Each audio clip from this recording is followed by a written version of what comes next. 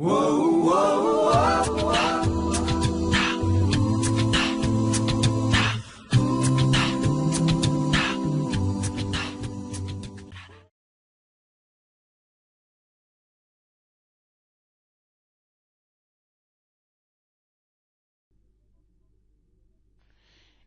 আদর্শ ফুলের 5টি প্রধান অংশ, যথা পুষ্পাক্ষ, বৃতি, স্ত্রীস্তবক, পুংস্তবক ও দলমণ্ডল।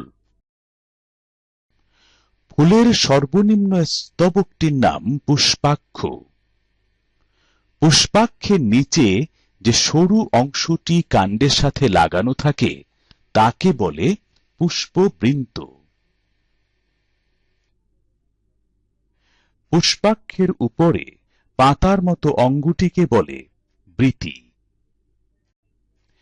বৃতি সাধারণত সবুজ রঙের হয়ে থাকে। ফুলের একেবারে ভিতরের স্তবকটির নাম স্ত্রীস্তবক। স্ত্রীস্তবকের 3টি অংশ, যথা গর্ভাশয়, গর্ভদণ্ড ও গর্ভমুণ্ড। ফুলের স্ত্রীস্তবককে ঘিরে থাকে পুংস্তবক। পুংস্তবকের 2টি অংশ, পরাগদণ্ড ও পরাগধানী।